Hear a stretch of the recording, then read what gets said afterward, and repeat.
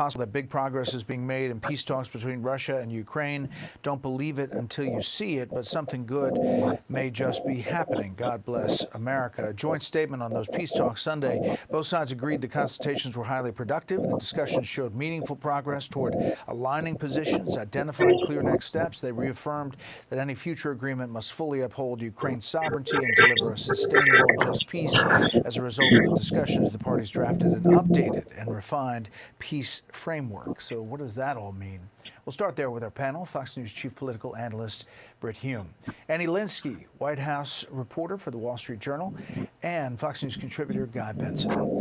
You know, Brit, we've been down this road before, and it always seems like it comes back to Vladimir Putin, and it doesn't follow through. Is there enough pressure on Putin, do you think, to move the needle this time?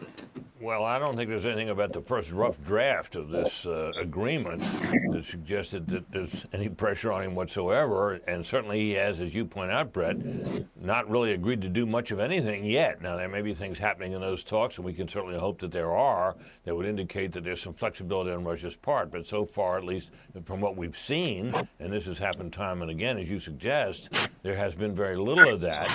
And obviously that was what you could hear that reflected in the words of President Zelensky. So I hope this works out, but I must say at this point I'm skeptical. You know, the vice president, Annie, pushing back on several members of the GOP who came out swinging, including Senator Mitch McConnell and others, that said that this original 28-point plan was really not the right thing.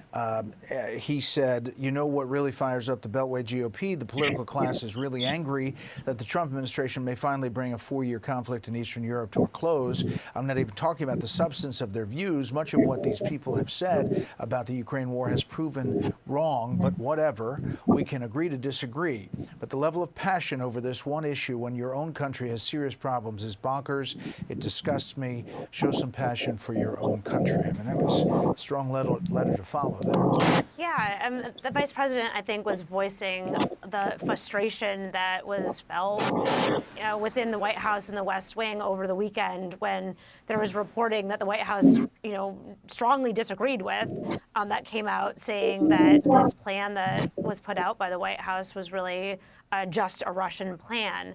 Look, when I was talking to my sources in the administration over the weekend and today, they made the point that when you step back for a minute, that Witkoff, the president's special envoy for Russia, along with Jared Kushner, his son-in-law, put their heads together and were thinking about what was the playbook that worked for them in the Middle East. What worked for them to bring those two warring parties together? And a key piece in their mind was putting out on paper some kind of framework, and a framework that would cause a discussion to move forward. So, I mean, that is some of the thinking that was going on behind the scenes over the weekend, and I think that's where that frustration came from the vice president, that to say that this effort was for it to be so criticized.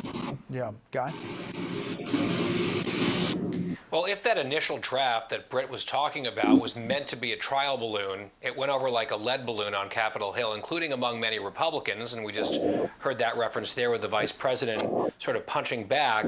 Initially, there were conflicting reports that Secretary Rubio had briefed some senators and said, no, it's actually not really the draft. It's a bunch of Russian demands or requests, and we're going to work from there. Then the administration said that that's not true. So it's a little hazy to understand exactly what has happened. It does seem like whatever that first draft might have been, it's not where the administration intends to finish, which would be a sigh of relief for the Ukrainians and a lot of their supporters.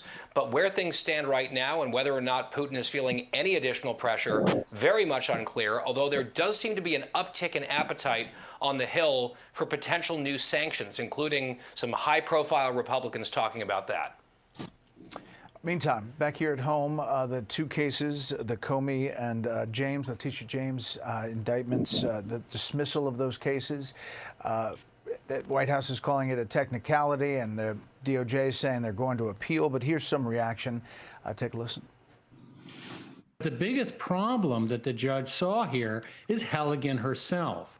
And this is something that a number of us raised when the indictment first came out. These cases on their merits were